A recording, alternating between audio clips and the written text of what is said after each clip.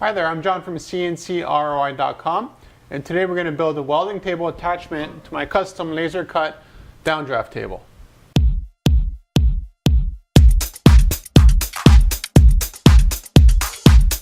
I designed and fabricated this custom downdraft table a couple years ago, and the reason for its existence was to provide a whole sanding solution for me in the shop. So all of the sanding supplies go into the table, and this part here is actually the downdraft. So it's hooked up to a vent and an extraction system, so whenever I do sanding, all this dust doesn't go up in the air. It actually gets sucked up into the table and thrown outside or thrown through the filtration system, depending on what's being done. Now, half of the business at CNCKing.com is actually metal, and welding is something that has come up more and more often as a result. We do a lot of custom welding tags, and you'll see us make one during this video. But whenever I'm welding, I need a welding table, and whenever I'm not welding, well, I don't need another table. I have tons of tables already in the shop. And something I also wanted for welding is to have a table where all the fumes actually get sucked out of the shop right away.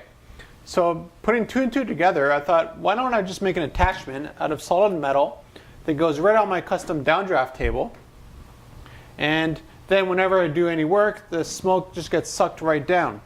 Now you might say that's not a good idea because you're sanding, which means you have a lot of sawdust inside of the table. So let's take a look at this a little bit closer here.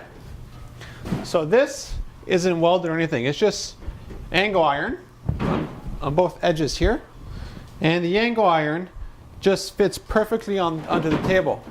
Now when I designed this table, the bottom part here, let's move this over a little bit. As you can see here, this comes right off on purpose because I wanted to be able to clean the inside of the table. So before I'm welding, all I need to do is remove this. I'll vacuum up any dust that would be into the downdraft system here, and then put this welding table directly on it, and I have my ground. Everything is perfect. Now you might say, well, how can you have a welding table over a piece of wood? Won't the wood catch on fire? No, this is MDF. I've had a lot of campfires, and a great way to put out a fire is to use MDF. It just doesn't burn at all.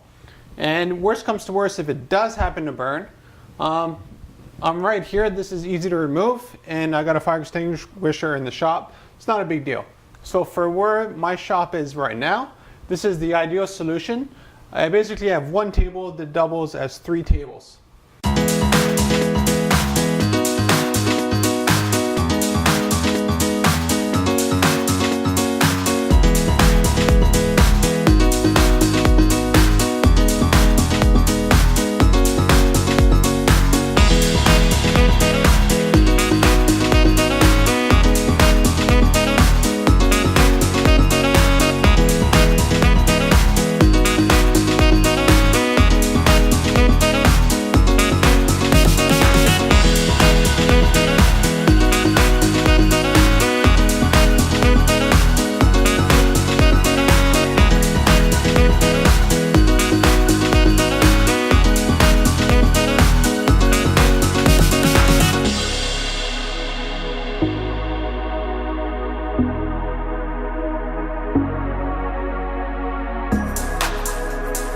As for welding experience, I had absolutely none.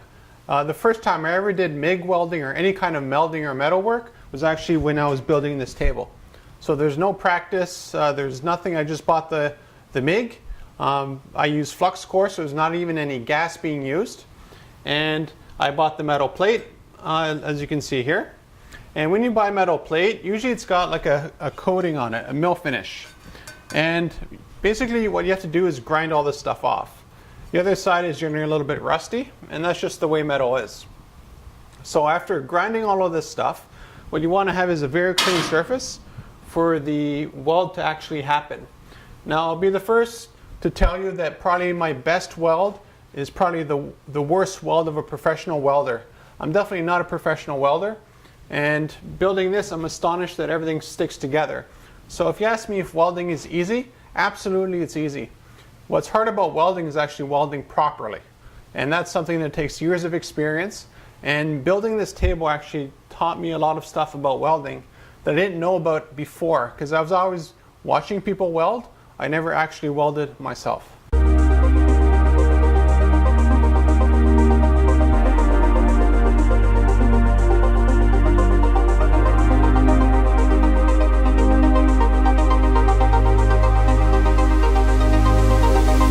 The table itself is actually a very simple design.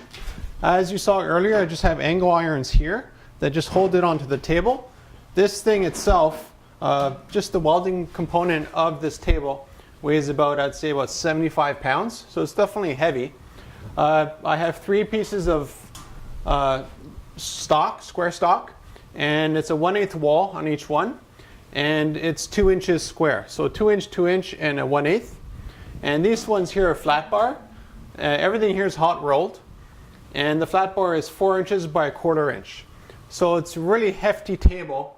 And for me, it's great because this actually helps me in the shop even when I'm not welding, because now my table is even bigger than it was before along the x-axis and the y-axis.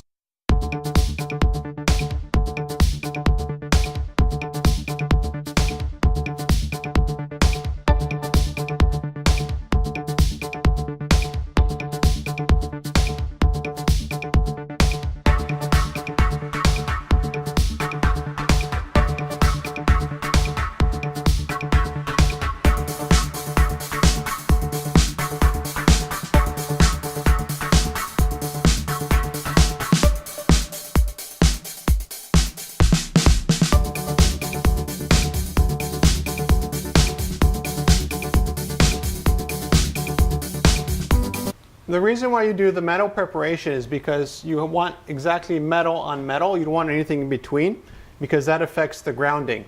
Now, I never welded before, and I figured the worst thing that can happen is that I could electrocute myself in the shop. As you can see, that didn't happen, and I still have all my hair. Something I learned while welding, which I didn't even think about before, are all the sparks. When I first started welding, I didn't wear anything on my head. And I started welding, these components together, and then I'd be smelling like burnt ants, and I couldn't figure out what it was coming from, but my head was getting hot. So basically what was happening is when I was welding some of these things here, the sparks would fly onto my head and actually burn out my hair.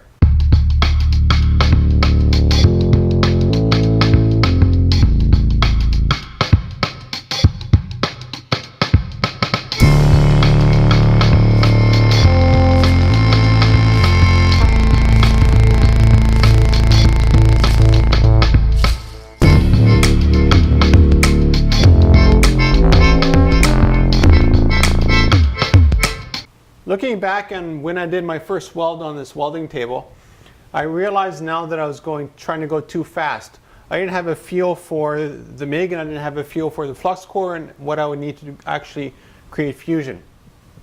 Now, if you go too fast, what you're doing is you're burning the metal, and you're burning the metal, but you're not actually creating a strong bond. If you go too slow, all you do is build up a lot of the welding material, the flux core stuff. Over all the seams, and you might actually go all the way through. So I was scared of going all the way through, but I didn't realize this is 1/8 inch, this is 1/4 inch.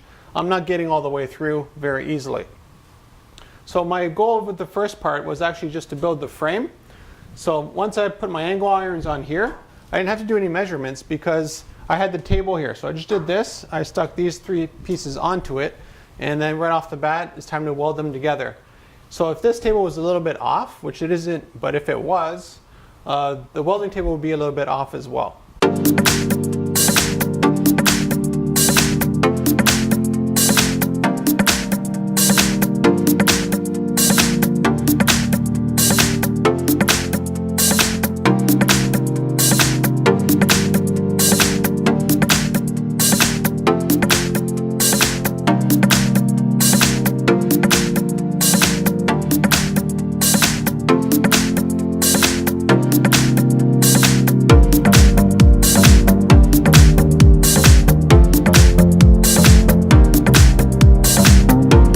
Once I built the superstructure of this, it was time to add my first flat bar, which was this one or this one, I don't remember which one. But then I realized that all the other flat bars needed to be grinded down so that I had a nice clean surface to do the welding on. And by having this here, I was able to just clamp that down and grind all of them down so I had a nice finish on them. I didn't grind everything down. On the others, I only grind where they would meet up. Now again, I'm not a professional welder. I just wanted to create a welding table, and this ended up taking a lot longer than I thought it would, but I also learned a lot more than I ever thought I would have actually doing the welding table myself.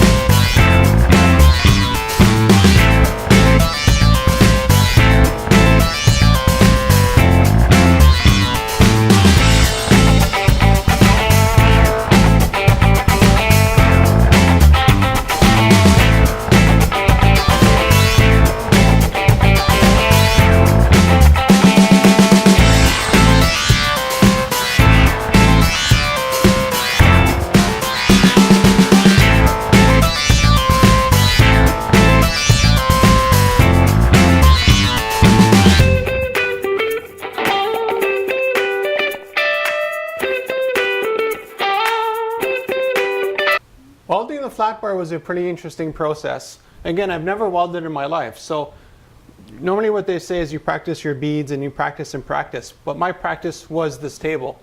So I was switching hands, trying different hands, different speeds, trying a whole bunch of different things to see what would produce a better weld. I know what a good weld looks like. Those are the welds that people show off on Instagram and Facebook, and here's our welds. What's unique about welders is their resume is actually their last weld. So I had a really good idea of what a proper weld looks like, and there's none of those that look like that on this table. But when you actually learn how to weld, every welder started this way. So there is a huge learning curve when it comes to welding. My goal with CNCKing.com is actually get the ball rolling and just practice and practice. But if you don't have a welding table, it's very hard to learn how to weld, and it's very hard to do projects because you always need to hold something down. The nice thing about having a welding table is now I have something to clamp down and something that's very strong for use here in the shop for even other applications that aren't even related to welding.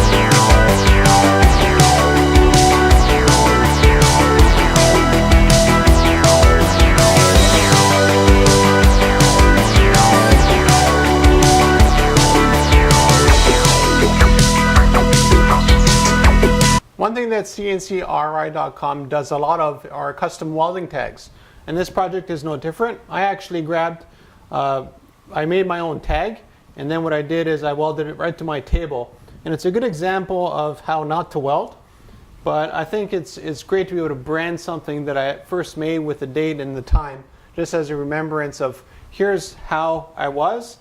And maybe in a year from now, my welds look totally perfect, and I could look back and say, I've come from this garbage to something that's really, really nice.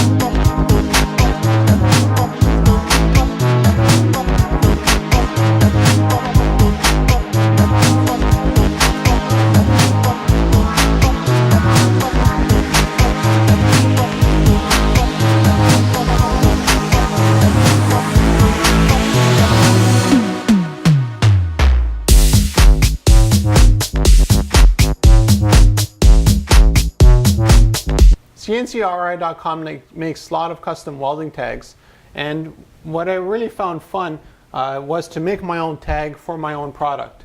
For this tag here was made using a fiber laser source. We have a Speedy 400 from Trotec Laser in Austria. And so the fiber laser etched into this multiple passes, and then I did an annealing pass as well.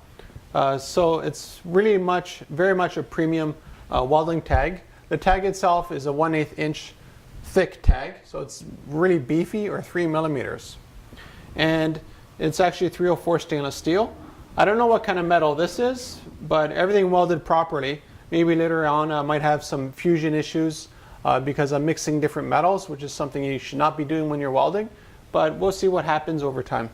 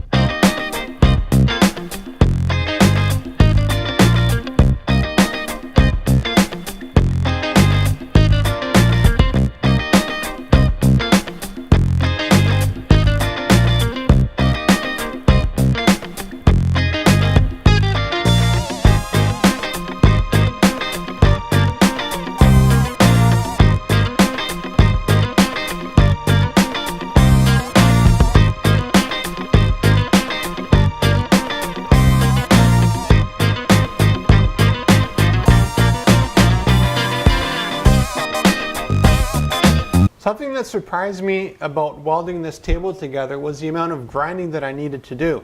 I'm still not done grinding the surface of it. I got tired of grinding. It's just every surface of it needs to be grinded so that we have a really good contact when you're doing the welding. So what I decided to do is get most of the stuff that's on the top of the surface here off using the grind. And then what I'll do is whenever I have a project for welding, I'll just spend a couple minutes grinding it again and again and again. And eventually I'll take all the scaling off of it. I have enough of the surface here to actually do welding without any issue. It's just an aesthetic sort of thing. So I look forward to doing that.